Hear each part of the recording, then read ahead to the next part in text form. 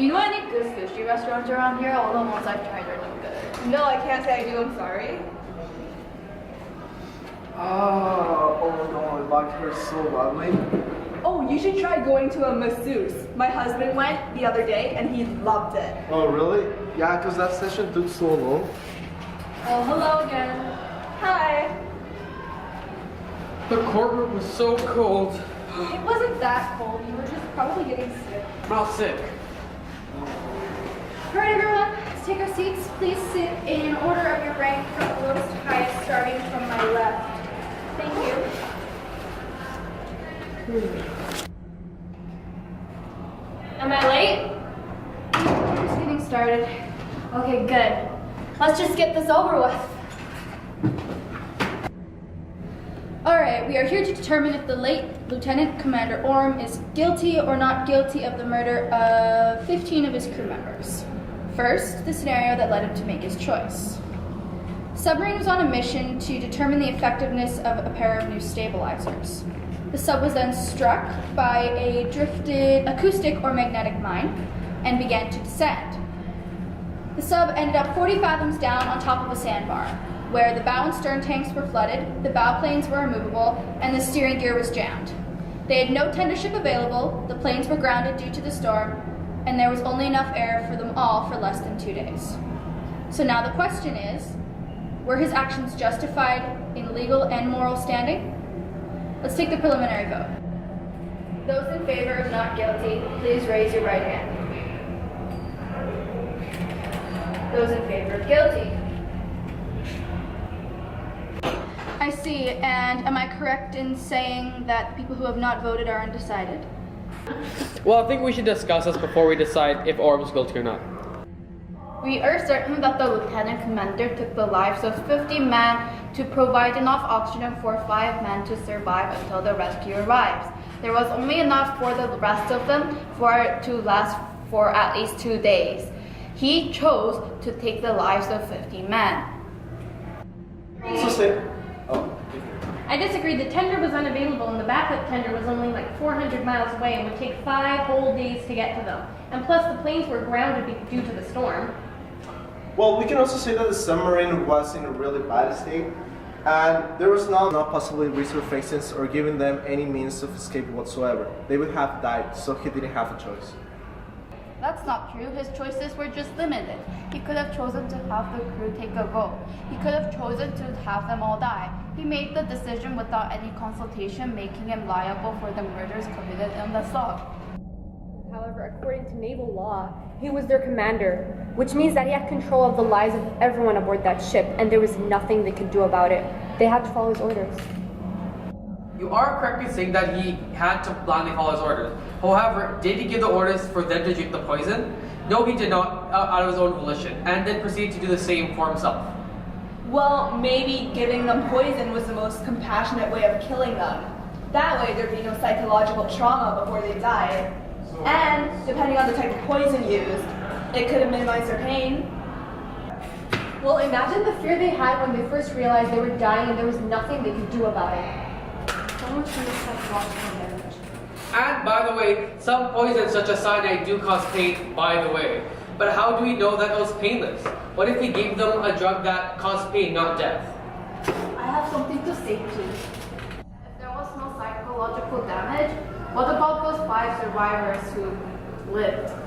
Aren't they gonna go through the psychological trauma of witnessing those murders?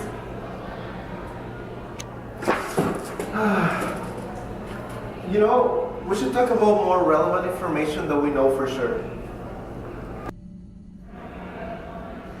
You're right.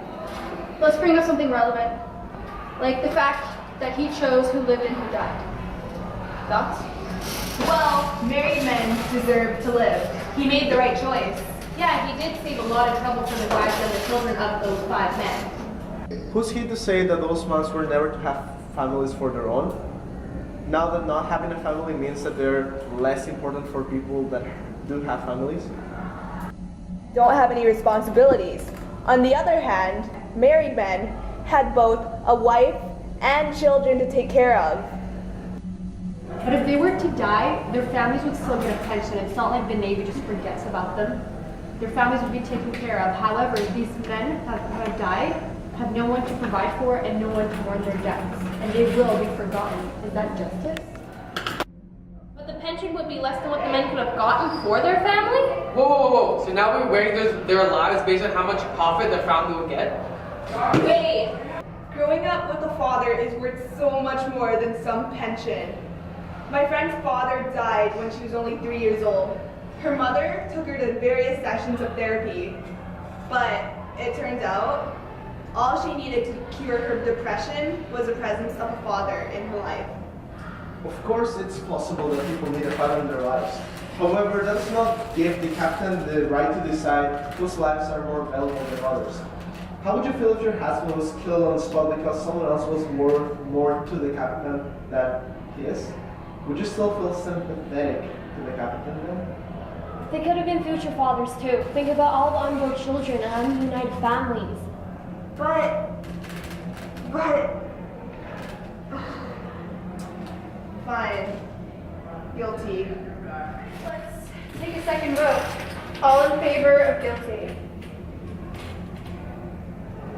All in favor of not guilty? Any undecided? Okay then, explain your side. Well, I was thinking about the future of the Navy. Those fathers would stay in the Navy because they need to support their family, and their children would want to follow in their father's footsteps. I agree, so in the future we have more volunteers join the Navy and the government would have to pass conscription. However, on the opposite side, having them die honorably could in fact inspire children to join the Navy and finish what the fathers, could not. Wait, it could also make the children hate the Navy no matter what. Let's stop talking about families and children and talk about hard facts. He murdered 15 men. Yes, murder means taking other people's lives, and he took 15 lives on purpose. That's first-degree murder. For those of you who don't know what that is, it's a planned and deliberate homicide. No, that's second-degree murder. He no planned it out, but it was intentional. He had time to contemplate about it. There was a short period of time. What Sam is actually accusing him of is manslaughter. It would seem that he had enough time to plan to choose the poison, who's going to die, who's going to commit the act. Therefore, there was time of contemplation, which makes it a first-degree murder.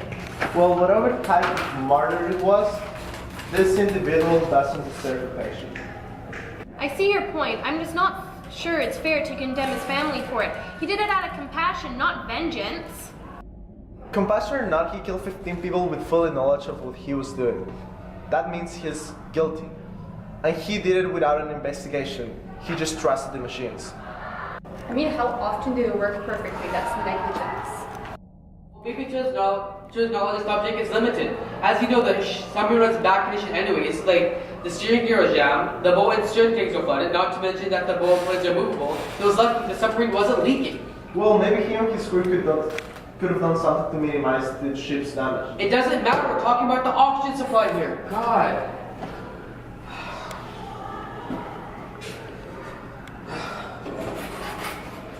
Or maybe to build a better submarine with stabilizers that actually work. Well, that was the purpose of the mission, to test out the stabilizers. Either way, they couldn't have all survived with the amount of oxygen they had left. He was lucky that his plan had worked at all. No one did the math on how much oxygen they had left. Who knows? It could have been days or weeks they miscalculated by. He just got lucky, that is all. Besides, not paying his pension would save money for the Navy. I'll lose more money for the precaution of the 5 men he didn't kill, and their families. You know what? I'm just gonna say that he's guilty, okay? He didn't take enough precautions before determining their fate, and it's not fair on anyone's part. Never thought of that. Frankly, wouldn't it have made a difference if he actually looked around the submarine? I suppose it would have bought him more time to contemplate his decisions, or maybe to find something in the ships that could increase the air supply. Well, it's all circumstantial, but if they found extra ballast tanks, they could have used the air to last them a couple more days. So theoretically, yes, if they looked around, it could have changed things. Maybe. All he did was take the shore station's word that they have no means of rescue. Guess that settles it then. He took action too quickly and good men paid for it. Now then, ladies and gentlemen, your verdict. All in favor of not guilty, put your hands up. How about for guilty? I guess it's decided then. Lieutenant Commander Orm is hereby guilty of 15 counts of murder in the first degree.